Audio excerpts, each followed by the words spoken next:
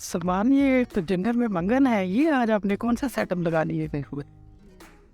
ओह amazing. अगर आप देख रहे हो मेरी बैक साइड पे तो क्या ही मंजर है, क्या ही खूबसूरती है। इससे तो ये लगता है मेरा दिनचर्या है, ये आपकी कम्फर्ट से छोटी सी जिंदगी है। हर हाल में खुश रहो। कल किसने देखी है, अपने आज में खुश रहो। क्या बात क्या बात है, ज़बरदस्त। आज मैंने सोचा कि हम पॉडकास्ट कहीं डिफरेंट जगह पे करते। तो लंदन की खूबसूरतियों में से ये भी खूबसूरती है कि इसके आसपास के इलाकों में बहुत खूबसूरत नेचर रिजर्वॉयर्स है। ये उन रिजर्वॉयर्स में से एक रिजर्वॉयर है। आप नेचर को बहुत पसंद करती हैं, हम भी नेचर को बहुत पसंद करते हैं। तो मैंने सोचा कि आज कुछ डिफरेंट करना चाहिए, अपने लिए भी और अपने देखने वालों के लिए भी। तो आज का मौसम भी खुशकिस्मती से बहुत अच्छा है, तो हमने सोचा कि पॉडकास्ट बाहर क्यों ना की जाए आज। तो इसलिए हम इस जगह पे आए आज। और ग्रीनरी, क्योंकि अब बाहर का मौसम है तो ग्रीनरी तो हर जगह है। तो अगर मेरी कोशिश होगी मैं कुछ वीडियो शॉट्स डालूँ इसके अंदर, जिसमें लोग देख सकें कि हम कहाँ पे एक्चुअली बैठे हुए हैं और ये कितनी खूबसूरत जगह है। ये ऐसी जगह जहाँ पे आपको इन्वायरमेंट की मौसीकी समझ में आती है। चिड़ियों का चहचहाना, लकड़ियों का हिलना हवा से, पत्तों का हिलना हवा से, ये बहुत खूबसूरत फीलिंग है।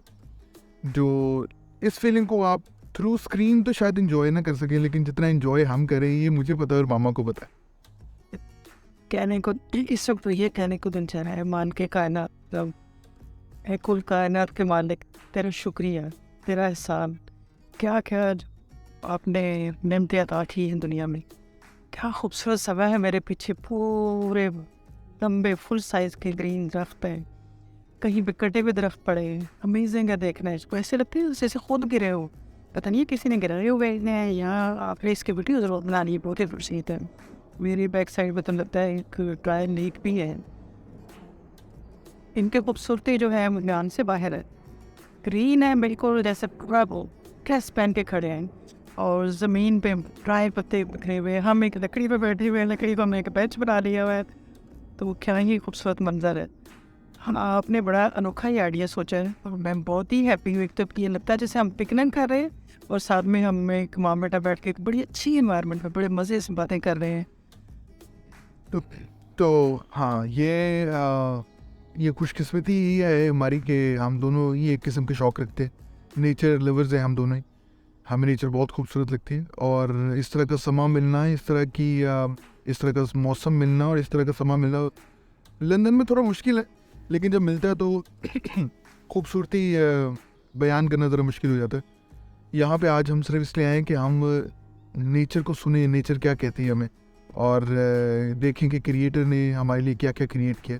जैसे अभी आप बोल रही थी कि दरख्त गिरे हुए हैं और खड़े हुए हैं दरख्त अपनी पूरी ग्लोरी के साथ। तो जो गिरे हुए दरख्त हैं वो पास्ट बताते हैं इस जंगल का, और जो दरख्त अपनी जगह पूरे अपने तन तनाव के साथ ज़मीन में लगे हुए हैं पूरी ग्लोरी के साथ, वो बताते हैं कि फ्यूचर क्या होल्ड करता है या प्रेजेंट आपका कैसा है।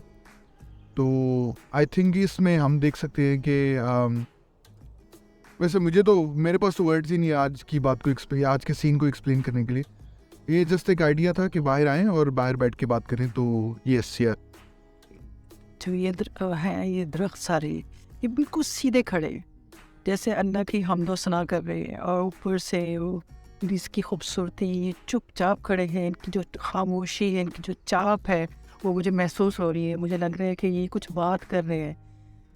पता नहीं बात हमसे कर रहे हैं, अपने आप से कर रहे हैं, या अपने अल्लाह से कर रहे हैं, या ये हम तो सिर्फ इनको देख रहे हैं, ये पता नहीं रोज़ क्या क्या देखते हैं। आपने देखा सलमान, कितनी खूबसूरत गुलहरी है, इतनी बड़ी बड़ी है यार। ये लंदन की इस गुलहरी है, ये तो बड़ी ढेर है। एक हमारे सामने एक दरख्त से दूसरे पे चढ़ती जा रही है, दूसरे से तीसरे पे चढ़ती जा रही है। इनका इतना बिग साइज़ है, हमने तो कभी इतना बिग साइज़ नहीं देखा। छोटी छोटी गुलहरियाँ देखी हुई हैं, और ये तो लगता है कि 2 kg की होंगी। क्या बात है। ये गुलहरियाँ। और मैं एक बात ज़रूर मेंशन करना चाहूँगा यहाँ पे जो इस तरह के जानवर हैं, गुलहरियाँ हो गई, ये जो नेचर रिजर्व होते हैं, इनमें जानवर बड़े अच्छे तरीके से फलते फूलते, इसलिए आपको इनके साइज़ ज़रा बड़ा नज़र आ रहा है। इनको खुराक की वाफिर मकदार में इनको अवेलेबल होती है खुराक, और जो नेचर के रिजर्वायर्स का जो ख्याल रखते हैं वो मेक श्योर करते हैं कि इनकी नस्लें थ्राइव करें और इनको अच्छे से खाना मिलता रहे, इनकी फूड अच्छे से मिलती रहे, इनके सारे काम अच्छे से होते रहें। तो ये देख के बड़ा खूबसूरत लगता है। अभी तो इस नेचर रिजर्व की जो मेन ब्यूटी है वो यहाँ के हिरन है और रेंडियर्स हैं जो आपको घूमते फिरते नज़र आते हैं। मैं इस वीडियो में एक छोटा सा पीस शायद उसका भी लगाऊं, लेकिन इंतहाई खूबसूरत मंजर होता है स्पेशली हम लोगों के लिए देखने के लिए कि जानवर इतनी आज़ादी से फिर रहे हैं और खा रहे हैं, पी रहे हैं और फल रहे हैं, फूल रहे हैं।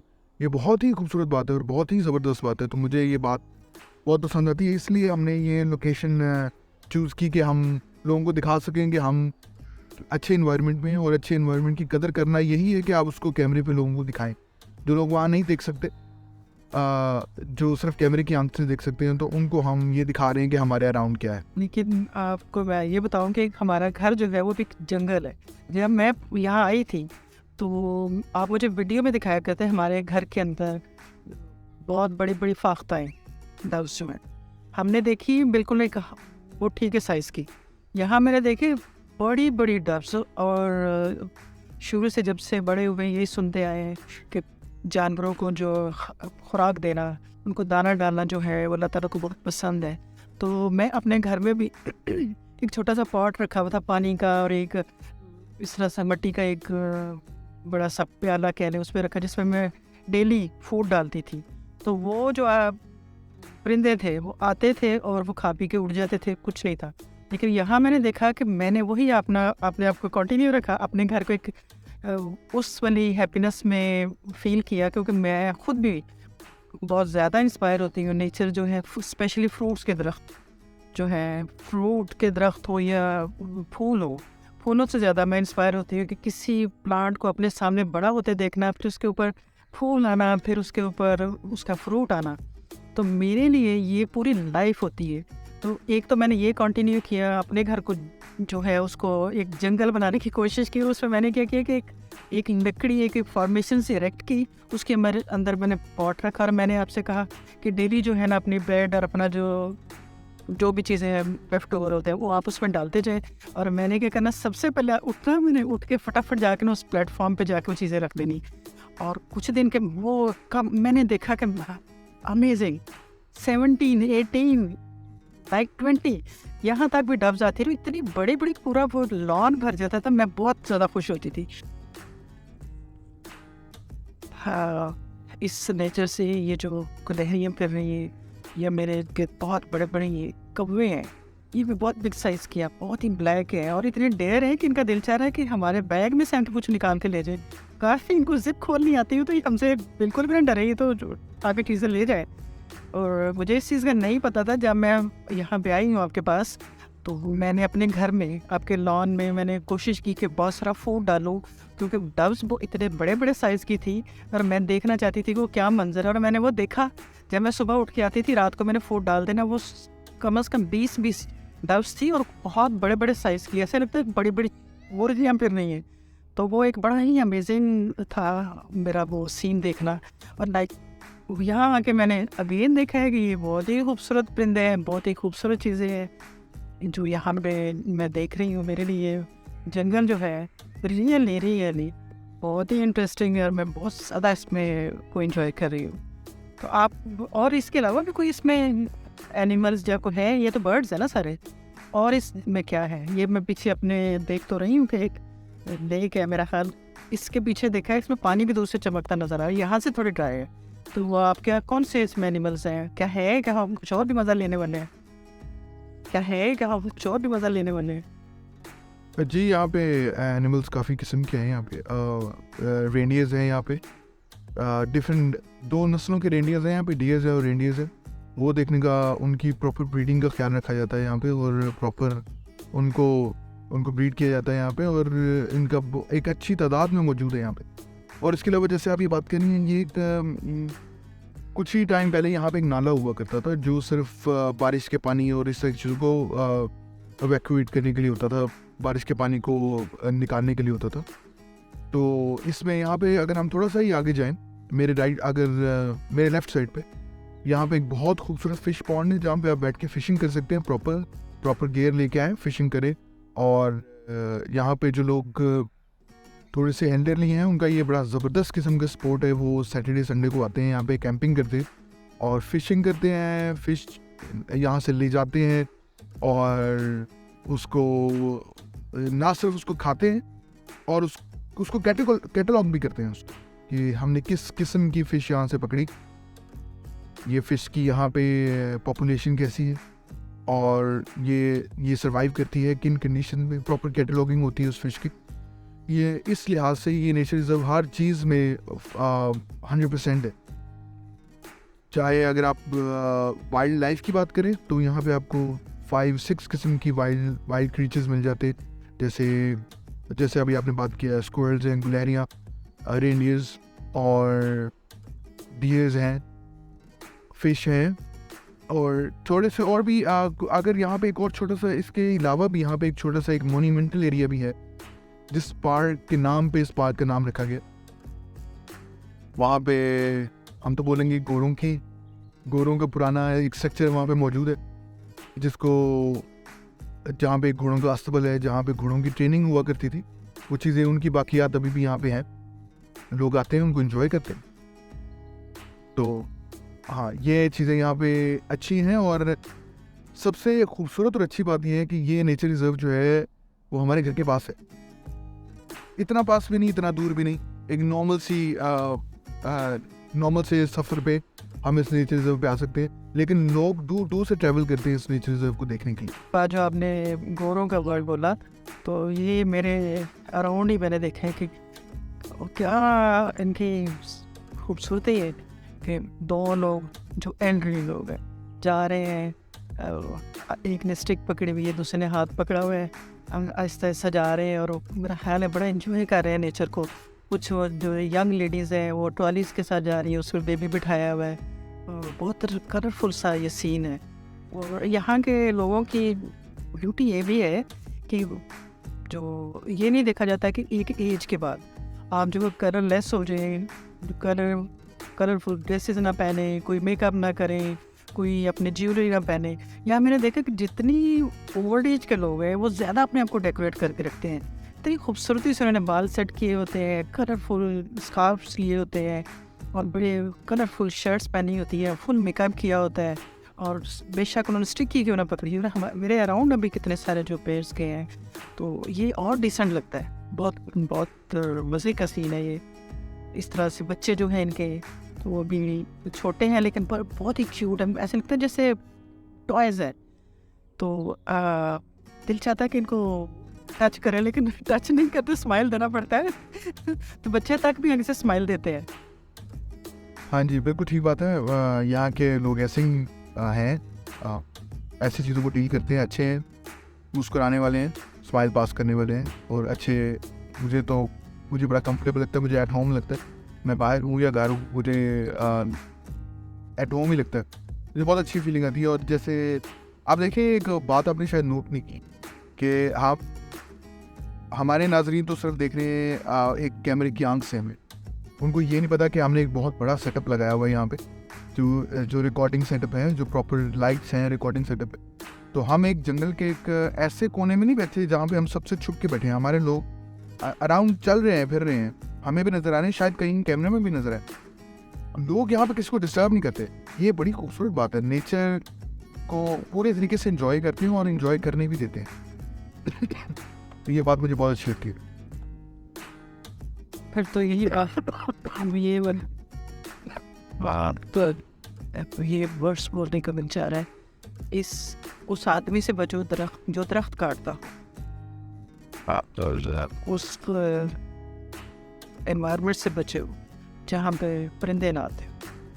तो ये इसमें दोनों खूबसूरती है। यहाँ पे आदमी दरख्त भी नहीं काटते, दरख्त खुद कट के गिर रहे हैं। कोई यहाँ परिंदों को भी डिस्टर्ब नहीं करने वाला। हमारा भी ये डे जो है आज बहुत ही खूबसूरत, बड़ा काम, क्वाइट, पीसफुल। हम मज़ा ले रहे हैं कि क्या कायनात है, क्या खूबसूरती है। अब आपने कुछ देर के बाद अपनी विज़िट करवाना है इस पार्क का। वो जो आपने जो डीएस कह रहे हैं, जो आप कह रहे हैं कि वो सेटअप बने हुए हैं, जो आपने मुझे दिखानी है, झील दिखानी है जहाँ पे फ़िशिंग हो रही है। मैं फ़िशिंग से बहुत ज़्यादा इंस्पायर होती हूँ। मुझे वो मंज़र बड़ा अच्छा लगता है जब कोई फ़िश पकड़ता है और पानी से वो बाहर आती है। क्या ही मंज़र होता है। देखते हैं कैसे यहाँ लोग बैठे हुए, क्या सेटअप है इनका। ऑल्दो ये हमारा वो ना महाउंतरिक, हम उनसे नहीं ले फिश, लेकिन देखेंगे उनको बैठ के वहाँ पे क्या सीन है वो भी आपने मुझे दिखाना। और अगर हो सके तो अपने व्यूअर्स को वो वीडियो भी शेयर करनी है, वो ताकि जो हम फील कर रहे हैं एटलीस्ट वो 50% तो उसका उनके वो फीलिंग्स आए, उसका उनके वो फीलिंग्स आए। जी डेफिनेटली मैं इस वीडियो के जहाँ जहाँ आपने फ़िशिंग का जिक्र किया है वहाँ फ़िशिंग की चीज़ें लगा दूँ, और वीडियो के एंड पे कुछ सीन्स भी लगाऊंगा ताकि लोगों को आइडिया हो सके हम कहाँ बैठे हैं आज आके। यहाँ पे बैठने का एक और मकसद भी ये था कि हम घर से निकलकर एक ऐसी जगह पर बैठे हैं जहाँ पे हम और बेहतर तरीके से एक दूसरे को जान सके। एज अ मॉम आप जो मेरे से बातें करती हैं मुझे बहुत अच्छा लगता है, तो मैं चाहता था कि हम यहाँ पे आएँ, बैठें और बातें करें। और इस वीडियो पॉडकास्ट से पहले भी हम बहुत सारी बातें कर चुके हैं। ये तो हमने सोचा कि व्यूज़ को भी इसमें डाल लेते हैं, लेकिन वीडियो पॉडकास्ट से पहले भी हम काफ़ी बातें कर चुके हैं। तो मैं आपको एक वाक़या बताऊं, वो इसी पार्ट का वाक़या मैं आपको बताता हूँ। मैं यहाँ पे था और कुछ लोग बैठ के फ़िशिंग कर रहे थे, तो मैंने देखा उन्होंने एक एल्डरली बुजुर्ग ही कह लें, आप बुजुर्ग थे, वो अपनी चेयर पे आराम से बैठ के फ़िशिंग कर रहे थे। वो रेडी नहीं थे कि वो इतनी बड़ी मछली पकड़ लेंगे। तो हुआ क्या कि उन्होंने जब रील इन करना शुरू किया वापस, तो बड़ी बेहतरीन साइज़ की 2-2.5 किलो की मछली आ गई थी। तो वो तो देख के खुद हैरान हो गए, और वो मछली निकाल तो उन्होंने ली। अब उसको प्रोफाइल भी करना था मछली को, उसका साइज़ लेना था और उसकी नस्ल चेक करनी थी। तो वो चेक करने में उन्होंने इतना टाइम लगा दिया चेक करने में कि वो मछली उनके हाथ से स्लिप हुई और वापस पानी में चली गई। तो वो मेरे लिए एक और ही मंजर था, क्योंकि हमने, आपको पता है कि हमने जब भी देखा मछली पानी से निकली तो हमने तो उसको खा लिया, ठीक है। लेकिन मुझे ये बात बहुत ज़बरदस्त लगी कि उन्होंने पूरी कोशिश की मछली को प्रोफाइल करने की, उसका साइज़ नोटिस करने की। प्रॉपर उनके पास इक्विपमेंट थी जिसमें साइज़ नोटिस करने की उन्होंने कोशिश की, और उसके बाद मछली की नस्ल को पहचानने की कोशिश की। जैसे अब अभी नाज़रीन अगर देख सक रहे हो तो मामा वाली साइड पे इतनी खूबसूरत धूप निकली है, पीछे इतनी खूबसूरत धूप निकल रही है। मामा आपको देखें ज़रा, आप भी कैमरे में देखें और देखें कितनी खूबसूरत धूप आपके पीछे निकली है। सुभान अल्लाह, क्या खूबसूरत धूप आपके पीछे निकली। ये इसी चीज़ को एंजॉय करने के लिए आज हम लोग आए थे। अच्छा, वापस आते उसी किस्से पे, तो अब वो बुज़ुर्ग जो थे वो मछली तो चली गई तालाब में वापस। तो अब वो थोड़े से कंफ्यूज हो गए। अब वो बैठे रहे वहाँ पे कि अब मैं दोबारा इस मछली को पकड़ूंगा और मैं इसको प्रोफाइल करूँगा। उस दिन तो मैं चला गया वहाँ से। अब कुछ दिन बाद चक्कर लगा तो वो बुज़ुर्ग उस दिन भी वहाँ बैठे हुए थे, और किस्मत की बात है कि उस दिन भी उन्होंने मछली पकड़ ली। और उस दिन जो मछली उन्होंने पकड़ी वो एडिबल साइज़ था, वो खाने का साइज़ था, वो खा सकते थे मछली। तो उन्होंने जो ही मछली बाहर निकाली उसको उन्होंने तो ही उसको चाकू लगा दिया मछली का। ये नहीं देखा नस्ल कौन सी है, ये नहीं देखा साइज़ कौन सा है, लेकिन मुझे इस बात का यकीन है कि उनको साइज़ का आइडिया था कि ये मछली खाने के काबिल है। क्योंकि यहाँ पे जैसे कोई मछली है, कोई ऐसी भी जो नस्ल होती है, उसको एक साइज़, अगर उस साइज़ से वो छोटी हो तो उसको वापस पानी में डाल देते ताकि वो उस साइज़ तक पहुँच जाए। अगर उसने ब्रीडिंग करनी है, जो भी करना है, वो मछली कर लें, और उसके बाद उसके एक लाइफ के एक ऐसा मेच्योर सेक्शन में उसको निकाल लेते पानी से, जैसे जहाँ से उसका डिक्लाइन शुरू हो जाता। तो वो उस बुज़ुर्ग ने उस दिन वो मछली पकड़ी और हमारे सामने काटी, और हमें बड़ा ज़बरदस्त लगा वो सीन। और आपको एक और बात भी बताऊँ, यहाँ पे एक्चुअली लोग आते हैं हर सैटरडे या संडे को। स्पेशल हमारे यहाँ पे आसपास जो ग्रोसरी स्टोर्स हैं बड़े बड़े, वहाँ पे स्पेशली इंडियर्स के लिए वो एक स्पेशल कैरेट का साइज़ होता है, जो इंडियर्स के लिए उन्हें बड़े बड़े पैक्स बना के रखे होते हैं। तो लोग अपने पैसा खर्च के वो पैक्स लेकर आते हैं और यहाँ पे डियर्स को खिलाते हैं वो पैक्स, और उसको सूदिंग समझते हैं। उसको सूदिंग होता है, देखने में बहुत खूबसूरत लगता है। और मामा को इस बात का भी पता है कि हमारा घर क्योंकि यहाँ से ज़्यादा दूर नहीं है, बहुत करीब भी नहीं है, बहुत दूर भी नहीं है, तो ये जो रेंडियर्स ये यहाँ होते हैं वो रात के टाइम यस, आपको पता है आपने एक दिन रात के मेरा ख्याल है कि 2-2:30 बजे हो गए। आपने कहा मम्मा दरवाज़ा खोलें, देखी विंडो ओपन करें अपनी। मैंने देखा कम से कम 12 या 13 हो गए और वो बड़े साइज़ के, और खामोशी से वो जो ना वो कम से कम 1-2 घंटा वहाँ पे उन्होंने अपना घास चरी। और मज़े की बात ये है कि डबल डेकर बसेस पास से गुजर रही थी और उन्होंने बिल्कुल नहीं डरे। उनको लगा ही नहीं कि ये कोई ऐसी चीज़ है जिससे वो डर जाए। हाँ, कोई इंसान आता था तो वो डरते थे। और बड़ा शानदार मंजर था। अगर इसी पार्क से थे तो आज भी हमने ज़रूर देखने हैं। और एक और मज़े की बात है कि आपने अभी जो जिक्र किया कि उन्होंने फ़िशिंग की, यहाँ पे एक अमेजिंग बात ये है कि मेरा ख्याल है कि हंटिंग जो है वो ममनू है, क्योंकि जितनी बड़ी बड़ी डव्स और ये इस तरह की चीज़ें जो है वो खाने वाली जो है जिसको हम खा सकते हैं, लेकिन यहाँ पे कोई भी जो है उन चीज़ों पर हाथ नहीं लगाता। शायद इसी वजह से खा के ना बहुत मोटे ताज़े हो गए, ना बहुत मोटे ताज़े हो गए। जैसे मैंने आपको पहले बताया कि हर चीज़ का एक साइज़ होता है और एक नस्ल होती है जिसको खा सकते हैं और उसमें बेनिफिट ज़्यादा होता है। तो डव्स और वगैरह जो इस तरह की चीज़ें यहाँ पे जो स्पेशली जो चरिंद परिंदे जो है, क्या वर्ड यूज़ किया मैंने, चरिंद परिंदे हाँ जी।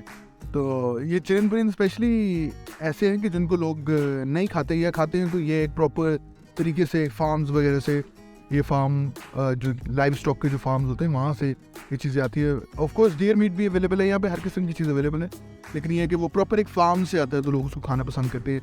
वाइल्ड को खूबसूरती की हद तक लोग पसंद करते हैं। अच्छा, मैं आपको एक और बात बताऊँ, ये बात मेरे अभी जहन में आई है।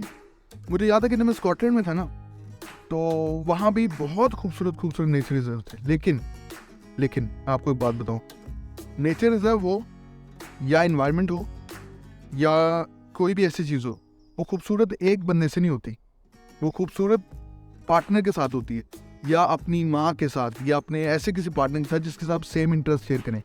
तो मुझे आज एक्चुअली बहुत अच्छा लग रहा है आपके साथ बैठ के यहाँ बात करने का, कि हम लोग, क्योंकि आप भी यही शौक रखती हैं, तो हम छोटी छोटी चीज़ें उठा कर उनको इन्जॉय कर सकते हैं। जैसे हम जिस लकड़ी के ऊपर बैठे हुए, मुझे पता है कि पॉडकास्ट से पहले आप कह रही थी कि कितनी खूबसूरत लकड़ी है, ये किसकी पिक्चर ले लो एक, तो मैंने आपको बोला कि मम्मा वीडियो में आ जाएगी ये।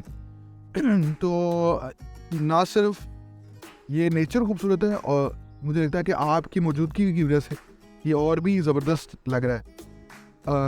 मैंने जैसे भी स्कॉटलैंड का जिक्र किया, तो स्कॉटलैंड दुनिया के सबसे खूबसूरत ममालिक में से एक मुल्क है, जहाँ पे आपको हर नज़ारा आपको ऐसा लगता है जैसे जन्नत का नज़ारा है। लेकिन आप बिलीव करें, मेरे दोस्त तो काफ़ी थे वहाँ पर, लेकिन हम लोग जाते थे और जल्दी से जाके वापस आ जाते थे, और जल्दी से अपने काम ख़त्म करके पढ़ा, काम किया और वापस आ गए, अपने फ्लैट्स में चले गए।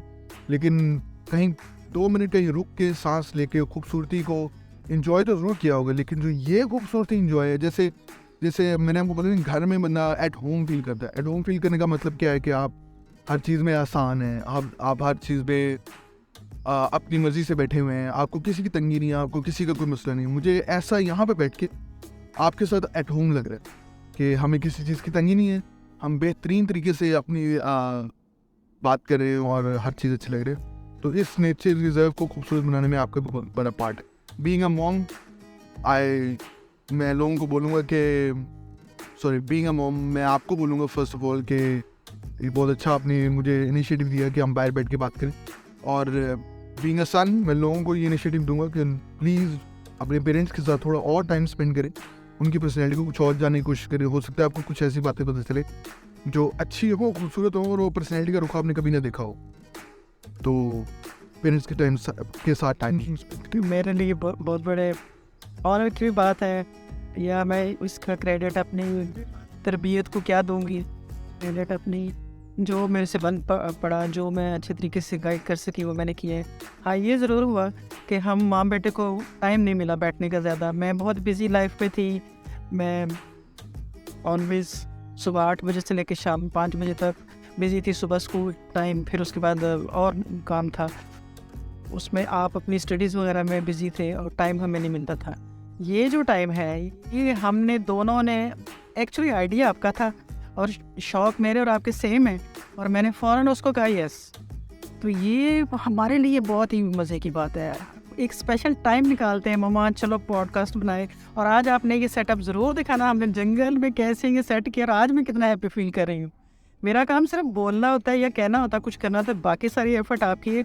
लेकिन मैं बहुत ज़्यादा इंजॉय करेगा वाकई एक बेटे को अपनी माँ के लिए जो ये टाइम देना होता है, ये बहुत कीमत रखता है, बहुत इसकी अहमियत है, बहुत इम्पोर्टेंट है। सब मेरी तरफ से सब यंगर्स जो है, वो हाँ वो बेटी है या बेटा है, सबको कुछ ना कुछ टाइम निकाल के अपने पेरेंट्स को देना चाहिए, अपनी माँ को देना चाहिए, क्योंकि माँ के साथ बिताया वक्त जो है उसकी बहुत कीमत है। उसको उसकी आपके लिए नेक्स्ट लाइफ में भी बहुत अहमियत है। और काश लोग सुने, लोग इस बात को अवेयर करें। अगर एक बच्चा भी जो है इस चीज़ को लेके आगे चलता है, वो हमारी बात को समझता है, तो मे बी कोई माँ मेरी तरह हैप्पी हो और वो इस चीज़ को के साथ बहुत ही ईजी और अपने बेटे के लिए उसकी मज़ीद जो है वो ईजी, खुद भी खुश होगी और वो भी खुश होगा, उनका लिंक बढ़ेगा, उनका प्यार बढ़ेगा, उनकी अंडरस्टैंडिंग बढ़ेगी। और जिस लाइफ में माँ को ज़रूरत होती है कि उसको उसके साथ उसका बेटा बैठे, वो टाइम जो है बहुत खूबसूरती से जो मेरे बेटे ने मुझे दिया है। और काश बहुत सारे बेटे जो अपनी माँओं के लिए ऐसा ही सोचे। मुझे लगता है कि हर मदर ही डिज़र्व करती है कि उनकी औलाद चाहे बेटा हो या बेटी हो, उनके साथ टाइम स्पेंड करें, उनकी पर्सनैलिटी को समझने की कोशिश करें। और सबसे इम्पॉर्टेंट बात यह है कि ऐसे टाइम में बात करें जिस टाइम में, जैसे अब हमारा टाइम, जैसे मैं अपनी स्टडी कंप्लीट कर चुका हूँ, मैं अपनी प्रैक्टिकल लाइफ में बहुत देर का कदम रख चुका हूँ अपनी प्रैक्टिकल लाइफ में। अब मेरे पास जो टाइम होता है ना, जो फ्री टाइम होता है, वो फ्री ही टाइम होता है। यानी कि मुझे उसमें कोई काम नहीं होता। मैं अपनी जॉब से वापस आता हूँ, मैं अपने काम से, अपने बिजनेस जो भी मैं करता हूँ, मैं वापस आता हूँ जब मैं आके अपने सारे काम कर चुका होता हूँ। तो जो टाइम मेरे पास फ्री होता है वो फ्री टाइम ही होता है। तो ये टाइम है ना, ये टाइम सबसे कीमती है, क्योंकि इस टाइम में आप गैर जानेदार होके, किसी परेशानी से दूर होके, किसी भी ऐसी चीज़ से दूर होके जो आपको आम दिनों में आपको एक आपके माइंड में एक रील चल रही हो कि हाँ जी ये करना है, भी वो करना है, और बीच में थोड़ी सी पेरेंट्स से बात करिए, अच्छा ठीक है आप बताएं क्या कर रहे थे, ये वो एक डिफरेंट टाइम होता है। ये एक डिफरेंट टाइम है, ये बड़ा ज़बरदस्त और इम्पोर्टेंट टाइम है।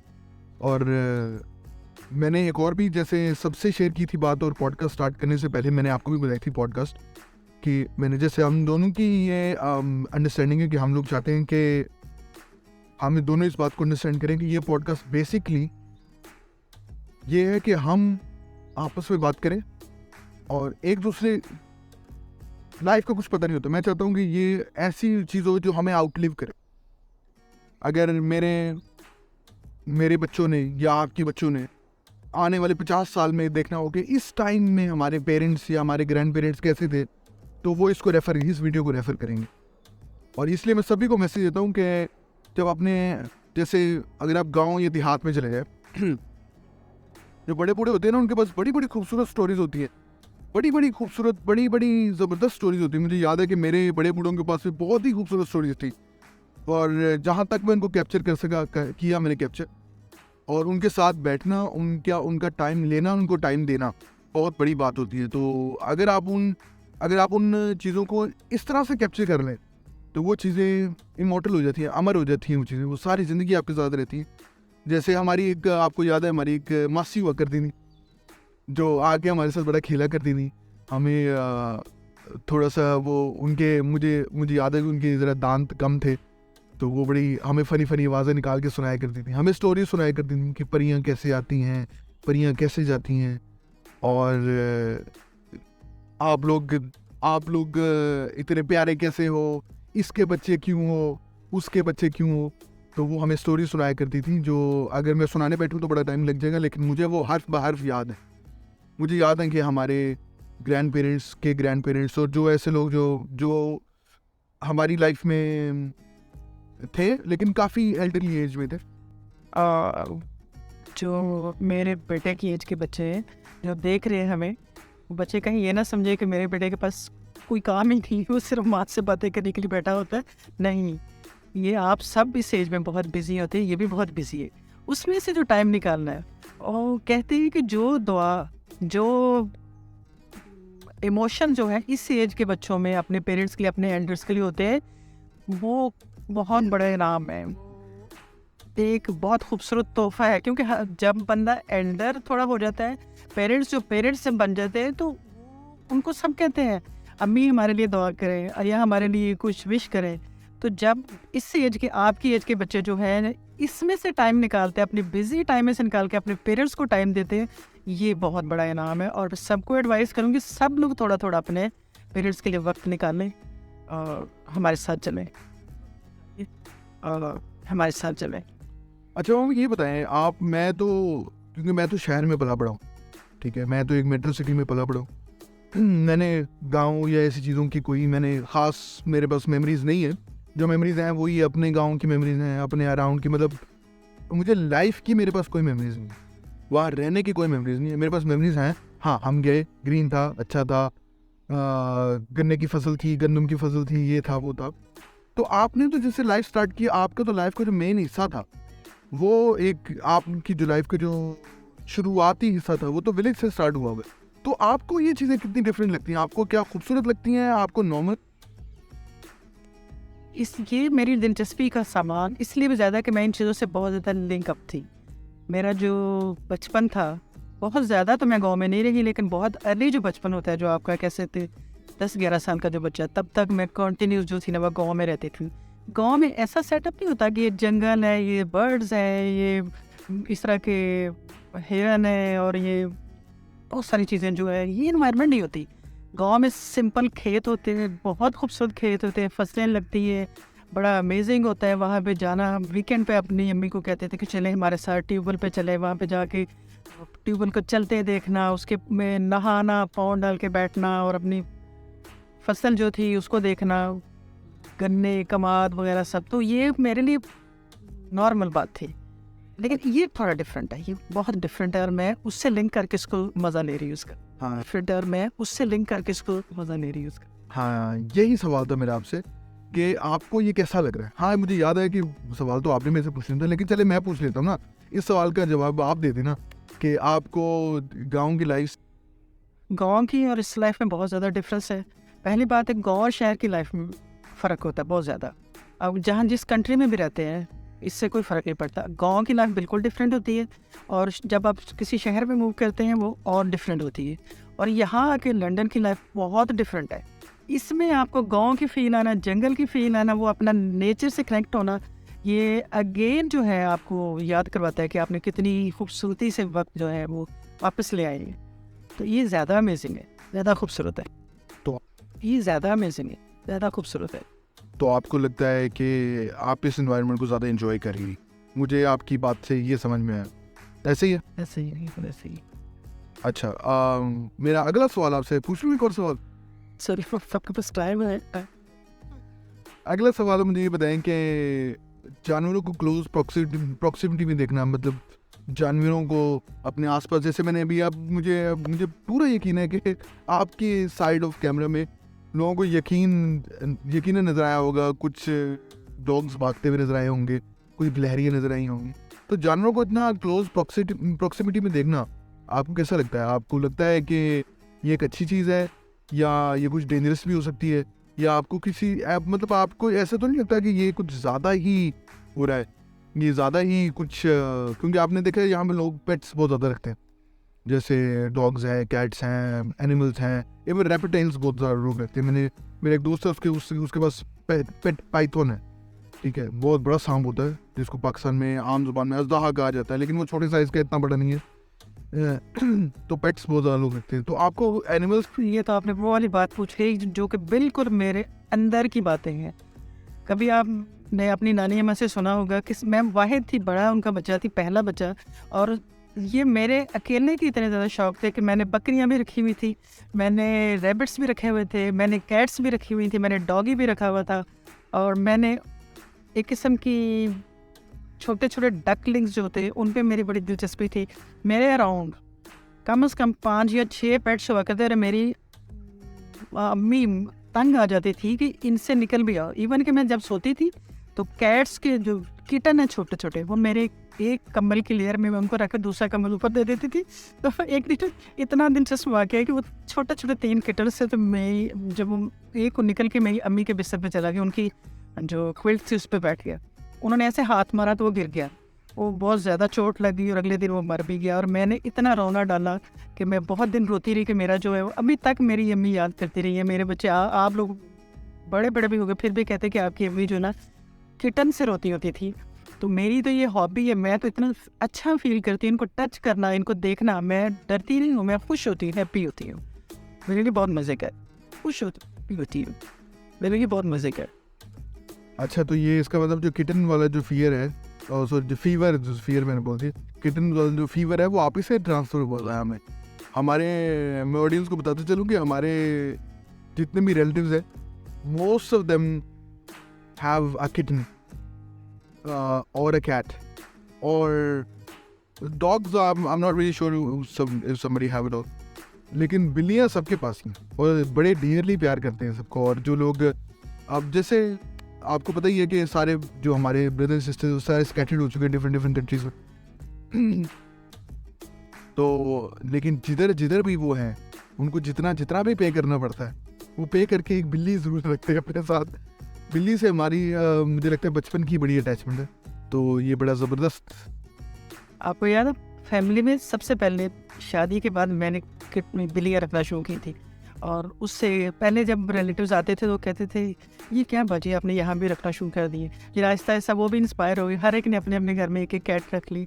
और अभी रिसेंटली 1 साल पहले मेरा जो कैट थी उसका लड्डू नाम हमने रखा हुआ था। फिर वो बड़ा ही खूबसूरत ब्राउन कलर का था। मैं उसको छोड़ के जब आ गई तो 2 या 3-4 महीने बाद मुझे खबर मिली कि वो मर गई। और मैं आपको पता मैं धाड़े मार कर रो रही थी यहाँ पे कि उसको क्या हुआ।